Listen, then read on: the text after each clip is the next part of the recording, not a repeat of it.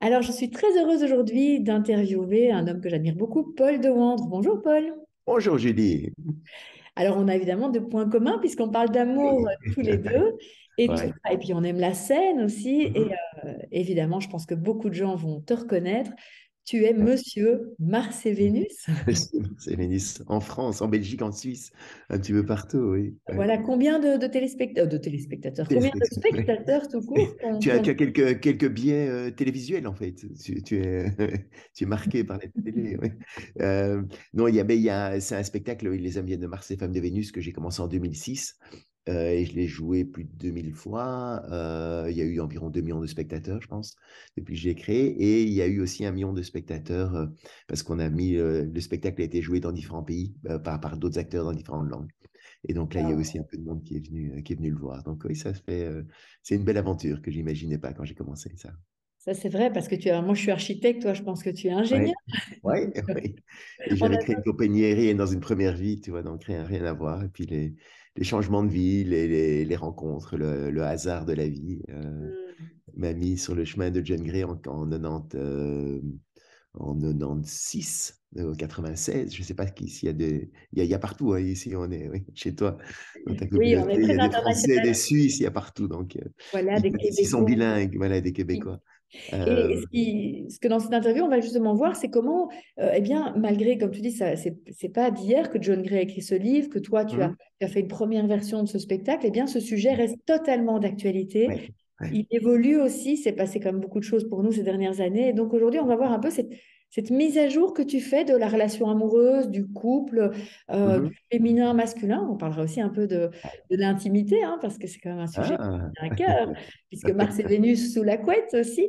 Donc, quand par même. quoi commencer? Par quoi commencer? D'abord, tu reprends justement, tu as envie de rediffuser ce message, tu n'as jamais arrêté, mais là, il y a de nouveau une Oui. tournée qui Il y est a une en tournée cours. oui, avec la mise en scène du premier spectacle, qui était avec l'idée du prof et du permis de couple qu'on va se donner. Et j'aime bien ce prof. Alors, je l'ai un petit peu adapté, évidemment, parce que bon, la société évolue, mais pas tant que ça. Fait ça qui est drôle, enfin, tu le vois aussi comme moi, c'est il y a des choses qui évoluent, mais des choses aussi qui restent quand même encore totalement intemporelles et universelles. Euh, et donc, ce qui change pour moi, ce sont, je pense que les hommes deviennent plus féminins, les femmes continuent à être de plus en plus masculines. Donc, on pourrait dire, si on est masculin, féminin, si on est tous les deux, il n'y a pas de raison d'en parler, puisque on est tous les deux bilingues, mais justement, l'idée, c'est de comprendre que même si on parle les deux langues, parfois on ne les parle pas au même moment et aux mêmes endroits. Et donc, les problèmes de communication arrivent, c'est quand il y en a un qui parle masculin et l'autre qui répond en féminin. Ça Mm. peut être une femme qui parle en masculin et l'homme qui répond en féminin, hein. Mais malgré tout, même si c'est pas les hommes et les femmes, c'est ces deux langages pour moi qui restent encore très marqués. Et toute l'idée ce spectacle-ci, c'est vraiment de devenir bilingue et de bien comprendre ces deux polarités masculines et féminines qu'on a en chacun de nous. Ah, c'est magnifique parce que c'est vrai qu'on parle aussi, il y a les langages de l'amour, mais toi, tu parles de Mhm. ce langage féminin-masculin. C'est vrai que c'est très d'actualité. Toute la question du genre, toute la question Ouais. du féminisme. Et là, je trouve que c'est Mars et Vénus. Ce que j'aime bien quand tu disais, finalement, ça ne change pas. Ben, c'est comme ces planètes-là, elles sont toujours aussi. Voilà, elles sont là, c'est quand même immuable. On parle d'archétypes aussi. Mhm. Et ça fait du bien, en fait, de t'entendre. Moi, je me réjouis d'aller te revoir en Ouais. spectacle. Parce que ça fait du bien d'entendre, comme tu dis, de se reconnaître. Je pense que c'est ce qui se Mhm. passe le plus hein, dans les personnes qu'est-ce qu'ils te disent quand justement elles Mhm. sortent des spectacles en général? Mais il y en a beaucoup qui se reconnaissent évidemment enfin, l'idée, c'est vraiment à travers tous les petits exemples du quotidien que j'aborde. Souvent, on pense qu'on est les seuls à vivre ça. Et donc, quand on est ensemble dans des salles à rire de tout ça, on dira, tiens, chez toi aussi et tout. Et en fait, ça permet vraiment d'avoir un peu plus d'indulgence vis-à-vis de son partenaire en disant, en fait, comme malheureusement souvent on le croit. Parce que l'erreur qu'on fait, c'est de penser que l'autre devrait réagir comme on aurait réagi dans les mêmes circonstances. Et quand ce n'est pas le cas, on arrive à la conclusion qu'il s'en fout ou qu'il ne nous aime plus, parce que s'il nous aimait, il ou elle aurait réagi comme moi j'aurais réagi. Bon, changement de décor pour des raisons Ouais. de réseau et de Wi-Fi, mais pas changement de sujet. Du Non. coup, dans ton travail comme dans le mien, ben, il y a un aspect vraiment de prévention euh, Mhm. parce que voilà, parfois on voit les couples arriver quand c'est trop tard. Mhm. toi, ben, j'imagine que ton histoire personnelle a aussi, Mhm. à un moment donné, tu as eu envie de comprendre Ouais. et que ça t'a donné envie de partager. Évidemment, tu n'imaginais pas que ça deviendrait, comme nous l'as dit, ce succès, qu'aujourd'hui, plein de personnes reprennent ce spectacle. Mais voilà, est-ce que tu peux nous dire pourquoi Mhm. l'importance de prévenir aussi plutôt que guérir, Ouais. parler de ce sujet? Donc, quand j'ai entendu John Gray la première fois, ça m'a beaucoup touché parce que mon histoire, comme tu dis, mon histoire personnelle, ça a rencontré mon histoire personnelle où mes parents sont séparés à ma naissance et j'ai trois grandes sœurs. Et en fait, mon père est juste parti en disant, ma mère m'avait juste dit, papa travaille trop loin, il ne peut pas rentrer tous les soirs à la maison. Et donc, j'ai grandi dans un environnement très féminin. J'ai pas beaucoup vu mon père. Pardon. Et donc, dans une fratrie très féminine. Et comprendre ces logiques masculines et féminines, en fait, ça m'a vraiment interpellé parce que comme j'étais le seul petit mec dans cette fratrie féminine, je me sentais parfois différent des autres, mais je ne savais pas comment ou pourquoi et tout. Et vraiment, en entendant John Gray, ça a vraiment été très impactant pour moi. Donc, c'est vrai que je suis parti de cette blessure-là d'enfance qui a fait que je me suis vraiment passionné pour ce thème bien plus que plein d'autres gens qui ont entendu John Gray, qui ont trouvé ça sympa, mais qui n'ont pas fait toutes les démarches. Euh, la deuxième, c'est ça, au niveau de la prévention. Et la prévention, effectivement, quand j'ai commencé, j'ai fait des séminaires, des week-ends de formation, etc. Et souvent, je me rendais compte que les gens venaient quand c'était déjà trop tard.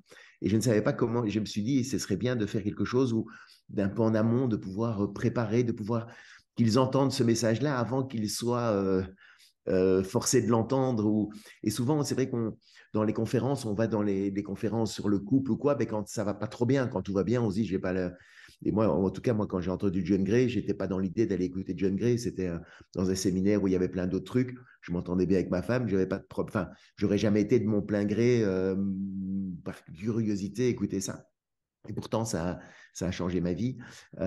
Et donc, l'idée vraiment du spectacle, je me suis dit, si on peut amener les gens à réfléchir, justement, quand ils vont encore bien, quand les couples vont bien et tout, de leur passer ces informations-là de manière drôle et ludique, ce sera peut-être plus utile que de le rester dans ce cadre de conférences, de séminaires, qui est très utile, hein, qui est très fort parce qu'on va plus loin, on va plus dans la profondeur des choses et tout. Donc, mais je pense que c'est vraiment deux démarches complémentaires.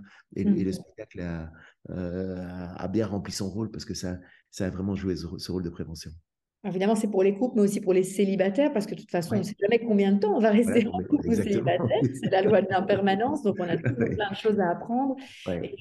Et là, il y a une mise à jour, parce qu'il s'est passé, il s'est passé la crise du Covid, il s'est passé, on est toujours dans une période de crise, il s'est passé toi aussi, probablement, Mhm, tu as mûri, tu as mhm, progressé. Quel a été ou quelle est la proposition sur cette voilà, nouvelle façon dont tu présentes le mhm. spectacle? C'est le même, hein, donc c'est le même Oui. sujet, bien entendu, Mhm, mais avec mhm. une mise à jour 2.0. Est-ce que tu peux Ouais. dévoiler, pour résumer, donc tu seras en Euh, France, en Belgique, en Suisse, enfin je vais mhm, mettre toutes les dates ici en dessous. Je vais mhm. donner envie de voir cette nouvelle version. Euh, mais il y a plusieurs choses. La première, c'est que je pense que même si c'est déjà présent dans le premier, en fait, c'est toujours dans cet esprit-là que je l'ai fait, mais je l'abordais peut-être pas de manière suffisamment claire. Mais pour moi, je me bats pour l'égalité entre les femmes et les hommes Mhm. et l'égalité dans le respect de nos différences. En fait, pour moi, égal ne veut pas dire semblable. On peut être égaux et différents. Et j'insiste vraiment encore plus sur cette version-ci. C'est pas les hommes et les femmes, c'est nos polarités masculines et féminines qu'on a en chacun de nous. Donc ça, c'est vraiment le cœur, je crois, du changement, du ton que je vais avoir. Euh, Sinon aussi, il y a les exemples un petit peu. Il y a quelques années, on parlait, j'expliquais qu'un homme ne se perdait jamais en voiture et qu'il ne voulait pas demander son chemin. Maintenant, il n'y a plus personne qui demande son chemin avec le GPS, mais c'est pas pour ça qu'il n'y a pas de problème en voiture quand même, hein.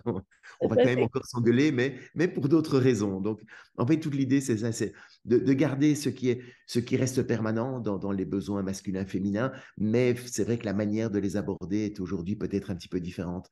Euh, Maintenant, ben, les hommes sont plus présents dans la maison, donc ils vont aussi faire des lessives, mais donc ils vont pas le faire de la même manière que leur partenaire. Donc, c'est pas sur la répartition des tâches que je vais vraiment mettre l'accent, mais sur la manière dont on fonctionne quand on fait une tâche ou une autre. Mhm. Bah là, il y a plein de choses à dire, effectivement. Donc, c'est souvent un conseil quand les femmes, beaucoup de femmes en tout cas, on le sait que les femmes aujourd'hui travaillent encore 2 heures en plus par jour que les hommes. Mhm. dans différentes cultures, hein, c'est de moyenne, donc il y a des cultures, c'est plutôt 4 heures, et qu'on leur dit, ben, lâchez prise, laissez faire effectivement la cuisine, le ménage, mais là, souvent, c'est pas fait comme elles veulent, et Voilà. donc ça crée pas mal de conflits. Ouais. Tu vas nous illustrer ça, et Ouais.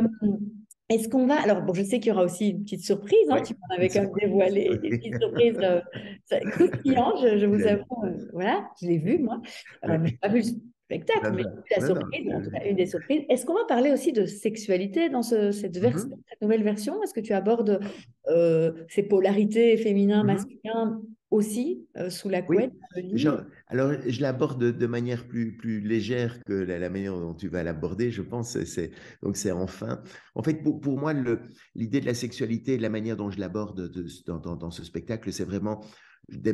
J'en parle dans le cadre d'une relation établie avec un partenaire, de ce qu'il y a de plus courant encore aujourd'hui, même si je sais qu'il y a plein d'autres formes de sexualité. Donc, mais je reste par rapport au public qui vient voir le Mars et Vénus, donc c'est resté dans ce type, dans ce type de fonctionnement. Euh, et vraiment, pour moi, c'est la sexualité, ben, c'est aussi la conséquence, ou enfin, ça reste dans tout ce qu'on a vu pendant leur écart avant sur la relation entre hommes et femmes. Mais si les sentiments amoureux sont là, si encore en vie, si on est bien ensemble, ben, leur vie sexuelle reste présente. Euh, c'est difficile pour moi de dissocier les deux en disant on s'engueule toute la journée et puis on va parler de sexe le soir. Je ne le perçois pas tout à fait comme ça. Donc, mais c'est vraiment aussi dans la perception de nos différences de fonctionnement. Oui. Euh, J'aborde avec des métaphores comme le chalumeau, l'homme fonctionne comme un chalumeau, la femme plutôt comme un four. Donc voilà, avec des petits trucs comme ça, avec différentes manières de faire l'amour, où on peut discuter, c'est pas juste oui ou non, en étant peut-être un petit peu plus clair sur nos demandes, mais de manière poétique et sans être voilà, trop insistant non plus. Il faut pouvoir en parler de manière détendue. Donc j'amène aussi des petits mots-codes là-dedans. Ça, c'est marrant.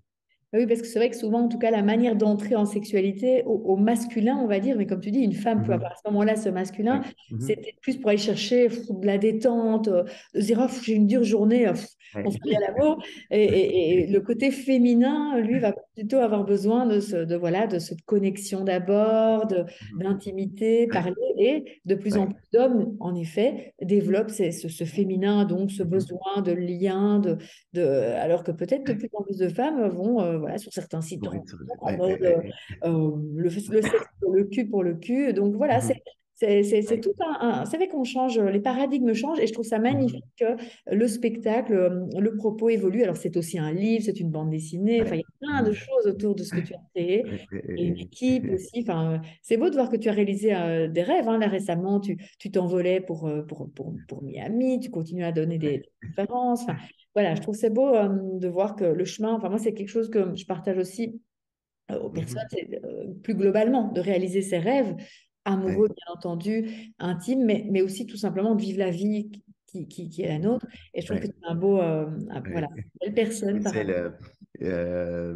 mais tu sais que c'est le thème qui m'a vraiment touché il y a 25 ans après ma compagnie aérienne, c'était justement de trouver son chemin dans l'incertitude de la vie et donc d'accepter. Je compare la vie à une expédition en kayak sur une rivière de montagne Mhm. euh, et où, à un moment donné, si on est trop en insécurité, on va avoir tendance à construire un barrage sur la rivière pour ne plus être confronté à l'incertitude.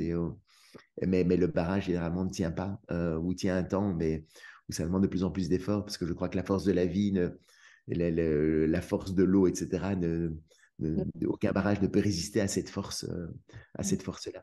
Et donc, de temps en temps, le barrage va lâcher. Et donc, et la manière, je crois, de vivre dans la rivière de la vie, c'est avant tout justement d'être centré sur soi. C'est pas un repli sur soi, où maintenant je m'occupe de moi et je m'en fous des autres. C'est avant tout une manière d'être bien avec soi-même pour être bien avec les autres, pour être bien dans le monde, pour se sentir à sa place et pour pouvoir partager et donner le meilleur de nous-mêmes aux autres. Mhm. Donc, c'est pas un repli égoïste comme parfois il y en a. Quand on était très blessé, on peut avoir tendance à vouloir se replier sur soi et dire maintenant les autres je m'en fous, ils m'ont tellement blessé, maintenant je veux plus souffrir et donc mais je crois que c'est encore mettre son barrage, Mhm. c'est des barrières devant soi. L'idée Mhm. justement c'est d'accepter aussi les blessures, d'aller les guérir, d'aller voir qu'est-ce que ça évoque en nous et tout et puis de continuer son chemin dans la Mm. rivière parce qu'elle est pleine de belles surprises aussi.